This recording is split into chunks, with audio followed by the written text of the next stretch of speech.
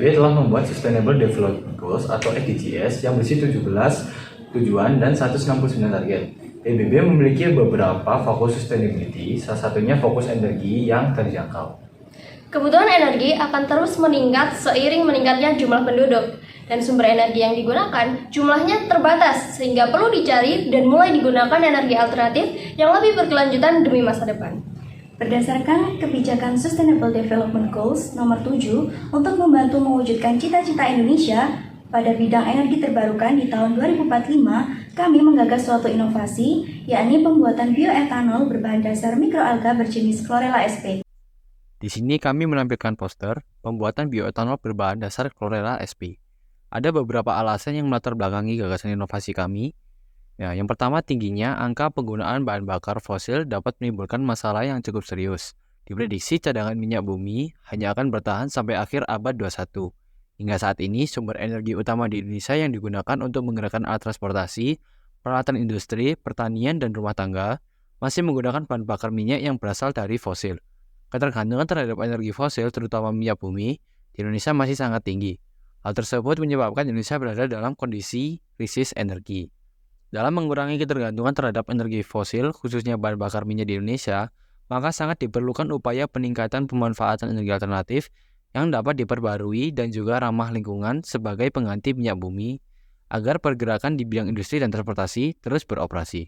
Beberapa upaya kebijakan telah dilakukan oleh pemerintah dalam upaya pemanfaatan energi terbarukan, salah satunya adalah dengan kebijakan diversifikasi energi dengan mencampur bahan bakar minyak dengan bioetanol.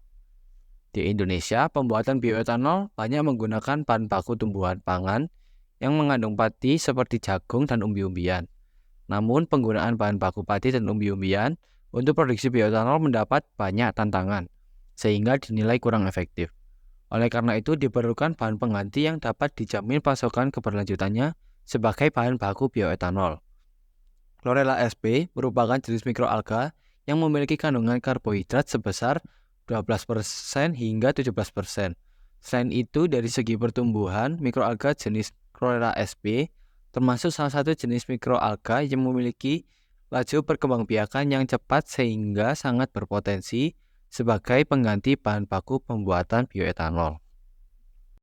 Gagasan inovasi yang kami sampaikan bertujuan untuk mewujudkan cita-cita emas Indonesia 2045 di bidang energi terbarukan melalui pembuatan bioetanol dari mikroalga Chlorella sp. Chlorella sp adalah jenis mikroalga yang termasuk dalam kelas alga hijau atau Chlorophyceae yang dapat hidup di air tawar maupun air laut. Mikroalga jenis Chlorella sp dapat ditumbuhkan pada media kultivasi yang mengandung cukup unsur hara seperti nitrogen, fosfor, dan kalium. Chlorella sp memiliki beberapa kandungan. Yang pertama, karbohidrat sebesar 12 hingga 17%, kandungan lemak 14 hingga 22%, kandungan minyak 28 hingga 32%, dan kandungan protein sebesar 51 hingga 58%. Gagasan penyelesaian masalah yang kami tawarkan dari inovasi kami adalah dengan pembuatan bioetanol berbahan dasar mikroalga Chlorella sp. Terdapat 6 langkah-langkah, yaitu yang pertama, pengambilan Chlorella sp dari media kultivasi atau perairan, kemudian disaring menggunakan kain berpori.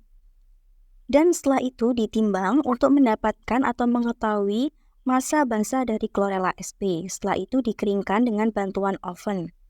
Setelah itu, tahap selanjutnya adalah penghalusan Chlorella sp hingga didapat tekstur yang mirip seperti tepung. Setelah dihaluskan hingga bertekstur seperti tepung, lalu masuk ke tahapan selanjutnya, yaitu tahap proses hidrolisa asam. Dengan bantuan pelarut asam sulfat atau H2SO4, selama kurang lebih 30 menit dengan suhu 90 derajat Celcius.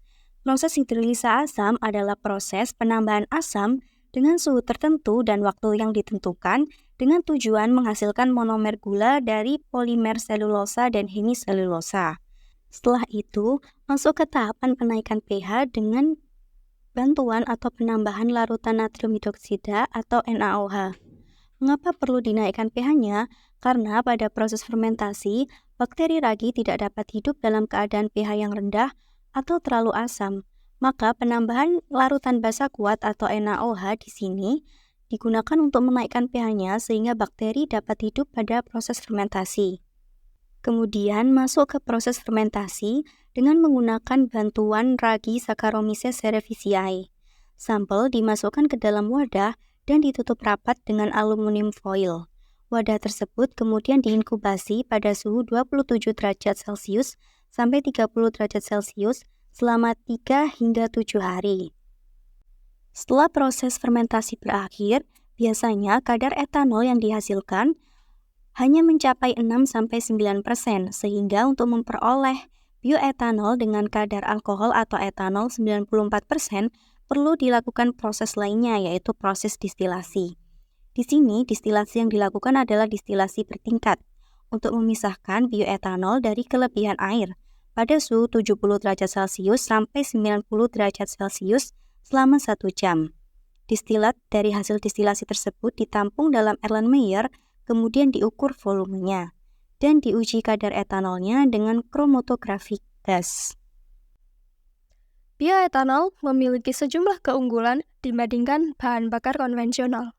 Bioetanol aman digunakan sebagai bahan bakar karena titik nyala etanol 3 kali lebih tinggi dibandingkan bensin. Semakin tinggi titik nyalanya, maka akan semakin baik kemampuan bahan bakar untuk menyala dan terbakar, yang dapat meningkatkan efisiensi pembakaran dan mengurangi emisi gas buang nitrogen oksida. Lalu, bioetanol tidak berdampak negatif pada lingkungan dan dapat mengurangi emisi gas buang yang berbahaya. Saat bioetanol dijadikan campuran bahan bakar kendaraan, akan menghasilkan emisi karbon yang lebih sedikit daripada bahan bakar fosil dan dapat meningkatkan kinerja mesin. Terima kasih telah menyaksikan video kami hingga akhir. Kami berharap inovasi gagasan yang kami sampaikan dapat diterima di masa mendatang untuk mewujudkan cita-cita Indonesia Emas 2045. Sekian, sampai jumpa.